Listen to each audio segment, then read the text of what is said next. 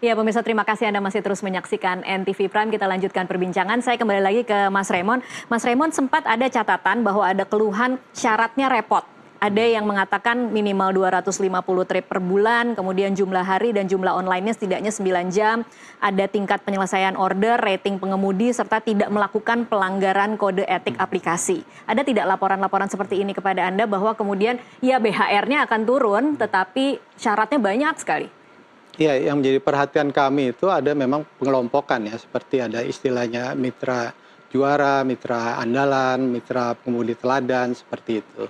Itu tuh yang kayak mitra juara berdasarkan 6 bulan terakhir ya, performanya jam dan hari online-nya. Jadi ada ranking-rankingnya pengemudi ini. Anda masalah gitu. tidak kalau kemudian BHR itu besarannya memang harus di ranking-ranking seperti itu?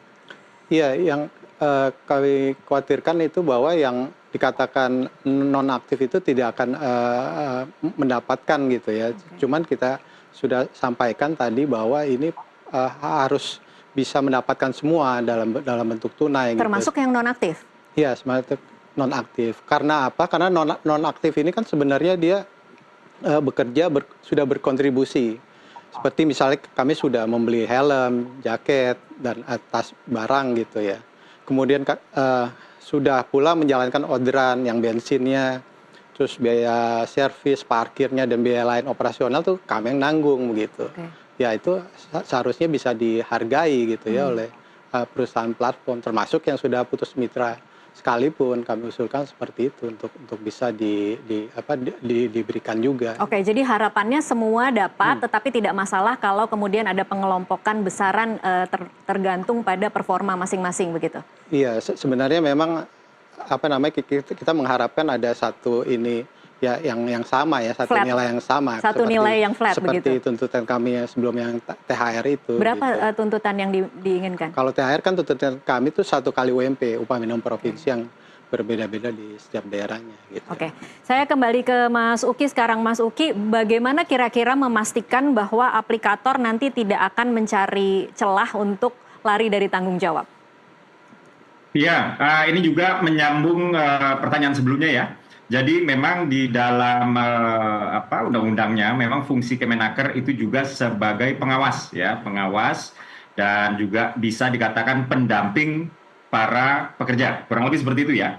Nah, ini kan nggak disebutkan juga apakah harus pekerja dengan pemberi kerjanya atau apakah harus dengan mitranya atau bahkan pekerja dengan klien pun juga diatur. Sementara Kemenaker itu adalah maksud saya berfungsi sebagai supervisor di sini. Jadi dalam hal ini Kemenaker di sini relevan untuk kemudian hadir ya di tengah-tengah meja perundingan di antara di sini ada aplikator, di sini juga ada para mitra dan lain-lain. Jadi begitulah cara pemerintah di sini memastikan bahwa kalaupun memang harus ada pengelompokan ya, kalaupun memang harus ada grading berdasarkan keaktifan dari si mitra atau driver ya, ini kami meminta supaya nanti itu prosesnya itu berjalan adil. Memang tidak harus merata, tapi harus berkeadilan, kurang lebih seperti itu ya.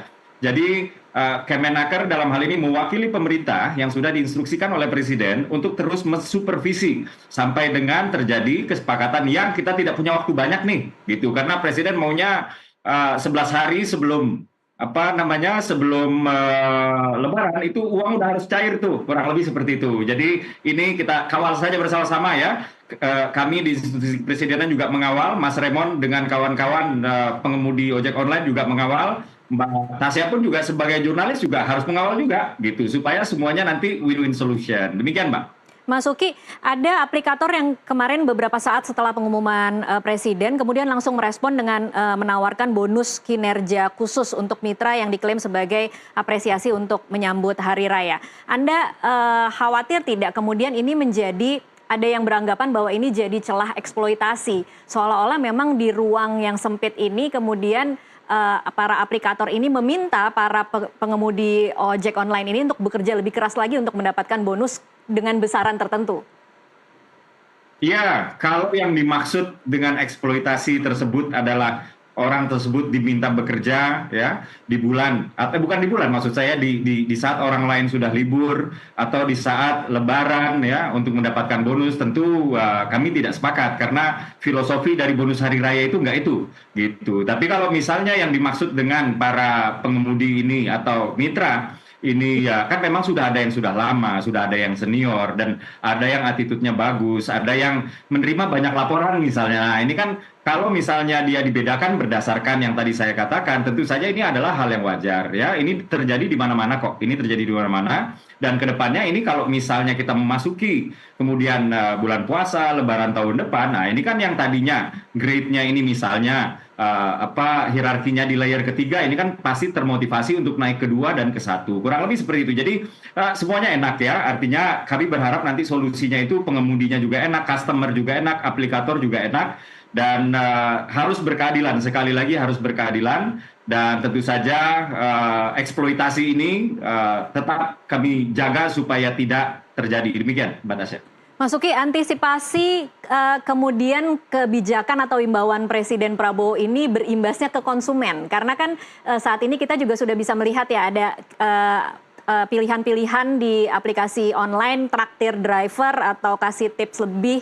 Jangan-jangan nanti bonus hari raya itu tidak keluar dari pengusaha tetapi kemudian dibebankan kepada konsumen. Tanggapan Anda?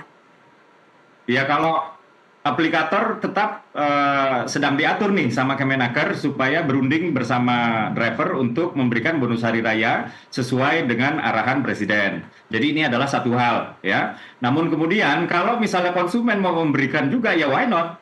Jadi ini juga hal baik ya.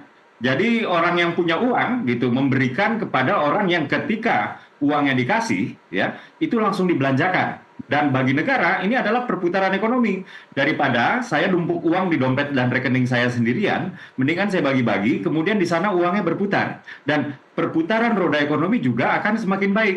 Jadi kalau misalnya aplikator dalam hal ini memberikan bonus hari raya, ini nggak serta-merta membatalkan bonus-bonus dari customer. Sebaliknya, bonus-bonus dari customer ini juga tidak boleh membatalkan apa yang sudah menjadi dalam tanda kutip himbauan Presiden kepada aplikator atau instruksi Presiden kepada Kemenaker. Jadi ini dua hal yang tidak saling menegasikan. Kurang lebih demikian, Mbak Tasya. Baik, Mas Uki, ditunggu nanti berarti ya pengawasannya seperti apa, besarannya seperti apa, dan kemudian mengikat para pengusaha ojek online ini seperti apa. Pertanyaan terakhir saya ke Mas Raymond. Mas Raymond, bagaimana kira-kira teman-teman di SPAI untuk memastikan bahwa ini bukan gimmick atau ilusi semata ingin menyenang-nyenangkan hati para pengemudi ojek di jelang Ramadan, tetapi ini memang benar-benar akan dilaksanakan, besarannya memang akan memuaskan hati seluruh pengemudi online yang memang sudah memperjuangkan ini selama 10 tahun terakhir.